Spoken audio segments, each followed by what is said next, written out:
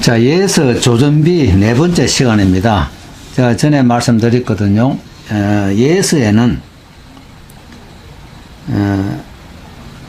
예서는 우리가 예서 이전에 우리 또 8분이라는 것도 있거든요.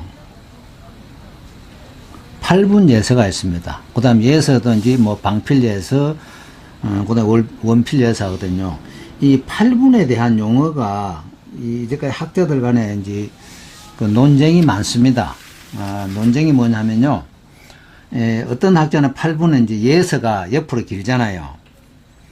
전에 저 한금분할이라고 한번 말씀드렸잖아요. 한금분할 법칙에서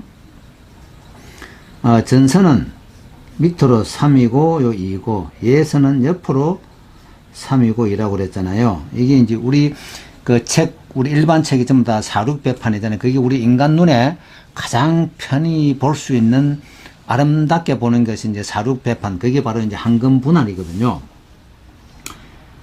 우리 그래서 이제 예서를 일반적으로 8분 이러면은 뭐 8~8처럼 옆으로 길게 쓴다라고 8분이라고 했다는 학자도 있고, 이게 원래 8분이라는 용어는 그 강유위가 광예주 쌍집에서 강유위가 이제 그 정리해 놓은 게 있습니다. 여러 이제 그 이론들을 섭렵해서 뭐냐면은 대전은 우리 전서에서 대전이 있고 소전이 있잖아요. 대전이 있고 그 다음에 이제 소전이거든요. 대전은 이제 소전은 진시황 때 이제 이사가 분사경유를, 그 진시황이 분사경유를 해서 이제 대전을 전부 다 없애고 글자 정립한 게 소전이잖아요. 소전 9353자거든요. 근데 이 대전을 팔하를 취하고 이하를 버렸다 해서 대전의 팔부는 소전이라고 합니다. 그 다음 소전에서 이하를 버리고 팔하를 취했다고 해서 팔분예서라고 그래요. 팔분예서. 그 다음 예서에서 이하를 버리고 팔하를 취했다 해고 팔분 그걸 해서 진서라 그랬습니다. 그때는 해서를 그런 식으로 하는 것이 팔분에 대한 정의가 가장 적합하다 이래갖고 이제 그 강유위가 광예주 쌍집에서 그런 이제 그 논거를 제시해서 정리한 것이 있습니다.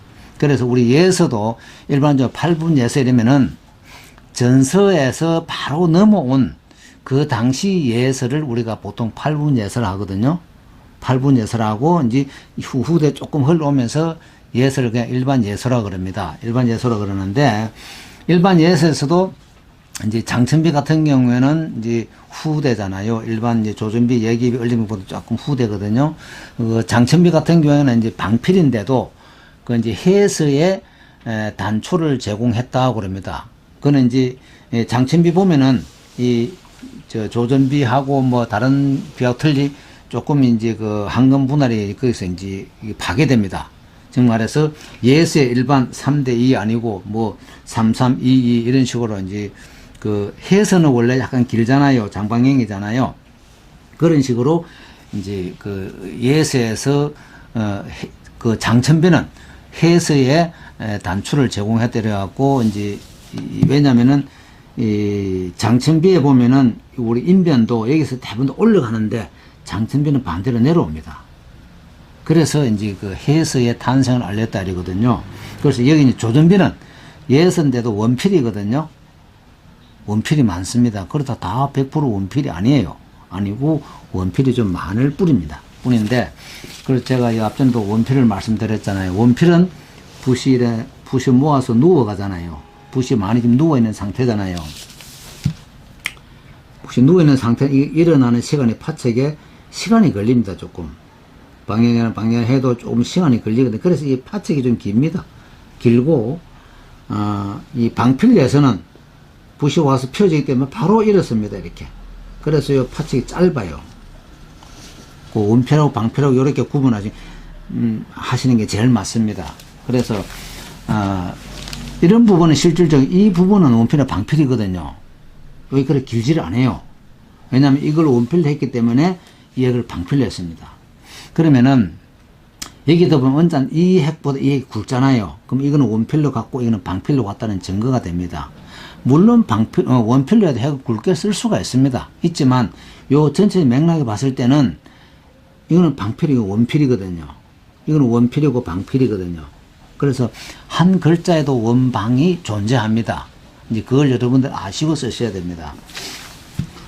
이런 이제 핵도 보면 이거는 이제 방필로 썼거든요. 그리고 이거는 원필로 썼거든요.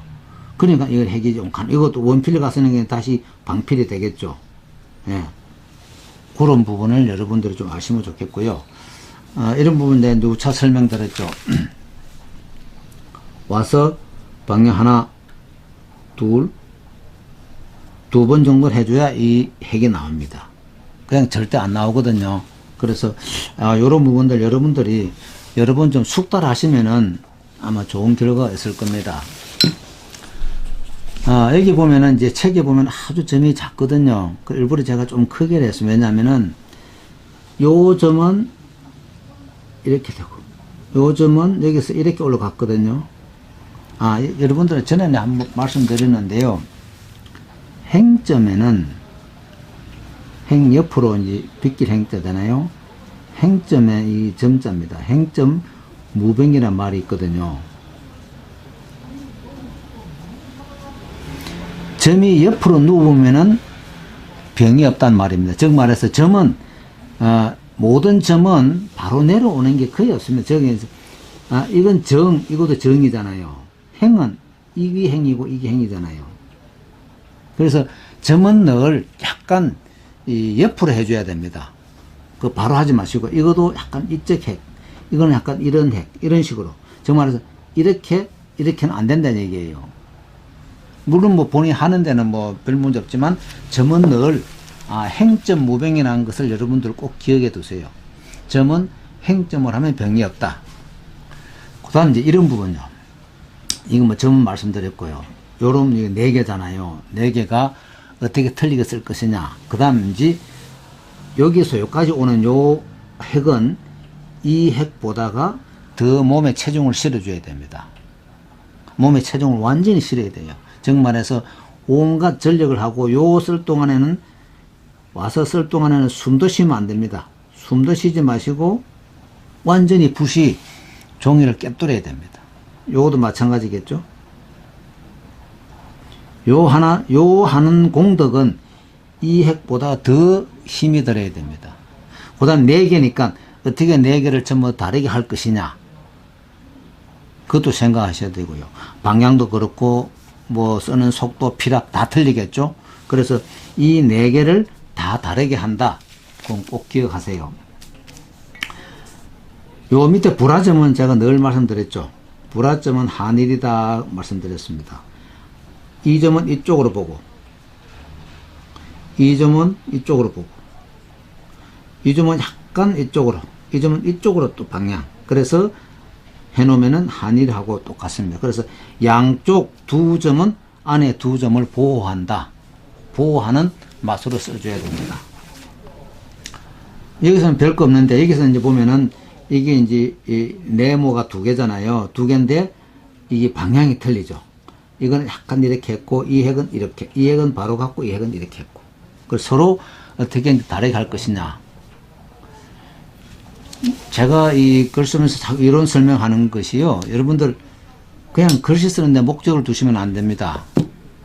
요걸 제가 온갖 이 전력을 다해서 제 마음이 다른데 도망 안 가고 글 쓸 동안에 딱 묶어야 됩니다. 제 마음이 다른 콩밭에 안 가고 이 글씨하고 오로지 한마음 되도록 하는 게 가장 중요합니다.